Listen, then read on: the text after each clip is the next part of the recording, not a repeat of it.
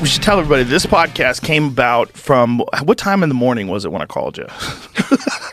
It might have been one of them late night ones, wasn't it? Well, they all run together, but it was a late night freak out UFO conversation. I was like, dude, we got to do a podcast about this. Because out of all of my friends that actually can understand physics and explain it, you comprehend it at a very high level. So if for things like this to be puzzling to you to the point where you actually want to talk about it. Well, I don't want to talk about it because I got this one so wrong for years. I mean, there is no trace of me talking about UFOs, I think, before 3 years ago because I can't stand the topic. Unlike the rest of you, this thing hits very differently. Well, I should say then I've gone back and forth. Yeah, I know. I abandoned it for a long time until I watched the Bob Lazar documentary. When Jeremy Corbell made that Bob Lazar documentary, I was like, God damn it, they got me back in again. They drew me back in again. I don't know if there's ever footage of me saying the words Bob Lazar. There it goes. There you go. I know. But I would love to facilitate that dinner. Oh, let's do you and Bob Lazar. I don't know why. There's always this question about, is Bob Lazar a physicist? Was he trained at these places? And I have to imagine that that's an easily resolvable question because you can tell whether somebody is a physicist pretty quickly.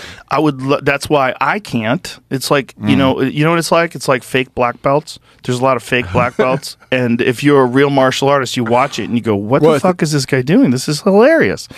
But some people who don't have any understanding of martial arts go, "Oh my God, this guy's a death touch. He can just touch you behind the ear and you fall asleep," and people believe it. Yeah, I thought I would just skip everything and go right to the 5-point exploding heart technique. Yeah, so that is how I am when, I physicists. Yeah, I'm like, sure. I don't know what you're saying. I can't verify or deny. Well, but Bob Lazar is a very impressive person to talk to. And what's really impressive to me is that he's had the same exact story since the 1980s and the new footage of these crafts that show them rotating 180 degrees before they take off is exactly how he described. So how do you want to ease into this? What got you curious about it? If you had just decided that it was all horse shit, like what changed your perspective? Okay, this is a really weird and interesting question. I had a different puzzle that I've been working on for years, which has to do with physics and is important to me in my work and what I care about, which is there is this crazy history between around 1953 and 1973 with an explosion of activity that sometimes goes under the name of the golden age of general relativity, where general relativity was sort of put in final form in the teens by Einstein and also Marcel Grossman, who never gets the credit for the original papers, I think, on general relativity. Isn't that always the case? Yeah, there's always like some guy behind the scenes that actually wrote for Shakespeare.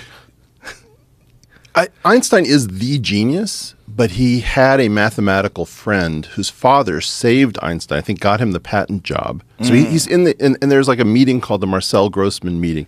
So he's a shadowy figure on the edge of the Einstein legend. I don't think he deserves the credit Einstein did, but if you look at the first paper on general relativity, before Einstein says anything concrete, the first paper he says something vague. And that's 1913, and that's with Grossman. The next paper, he says something wrong. He publishes the wrong equation. Then he corrects the equation, and it's incomplete because it doesn't have the cosmological constant. And I think it's 4 papers before he has the equation that now dominates our understanding of the cosmos and the large. Interesting. And so then it goes silent, and effectively the smart kids are all following Bohr because Bohr and the quantum have so many open problems, whereas general relativity seems like pretty much a closed book. And that's until 1953. And something very bizarre happens in 1953, which we can get to. But then there's 20 years of explosion in general relativity, which you've had Roger Penrose on your program before, so he comes from that era. And Stephen Hawking was interior to that era.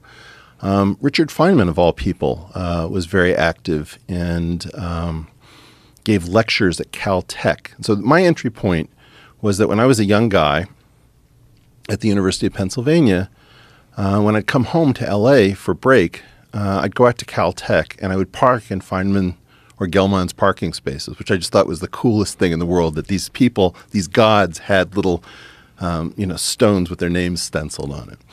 So I would go park in Feynman's space, and I would go to the Caltech bookstore, and I found that there was something that was sold there that at the time I don't think was sold anywhere else, which was like the Feynman Lectures on Gravitation, 1962 to 63. And they were effed up. It was like Feynman says, I don't know how Einstein did his thing, but imagine that you didn't have the insight that this was all geometric based on a guy named Bernard Riemann's notion of what differential geometry is, the sort of the smooth surface geometry of curvature. And Feynman says, let's just imagine this was an ordinary field theory. Am I, Richard Feynman, smart enough to figure out the geometry just proceeding as if I was a particle theorist? And like, this is a very strange and interesting, wonderful thing to do. And these notes are fantastic. My question is, what happened between 1953 and 1973? Because the reason that I'm in part really animated right now is that this month, February 1st of 2023, is the exact 50th year anniversary of the stagnation in particle theory as measured by the movement from the Standard Model. So the Standard Model and general relativity are the two basic theories, the theory of the very small, the theory of the very large. They're incompatible in a certain level, but they're very similar looking at a different level. So this has been driving people crazy. And I say, in 1973, Crocodile Rock was the #1 song, or the entire yellow ribbon around the old oak tree. Imagine that song being at the top of the pops for 50 years with no respite. That's how impressive this is, right? That's a great comparison. That's a great comparison. So just imagine the platform shoes and the feet going up above. So it doesn't make any sense. It doesn't make any sense. How did the world's smartest community stagnate this badly? This has happened once before in recent times, between 1928, when Dirac came up with something called quantum electrodynamics, which is electrons and photons interacting, light and a little bit of matter. And for almost 20 years, until 1947, we couldn't compute with this first quantum field theory, quantum electrodynamics, otherwise known as QED. And suddenly, in 1947, we held a conference at Shelter Island in the tip of Long Island. And they didn't invite the old people as much as they invited the young people coming after the success of the Manhattan Project. Now, the Manhattan Project gets remembered by us as a physics project, but it was really engineering because the theorists were unable to fight their way out of a paper bag. And so we gave them an engineering project, and they completely crushed it.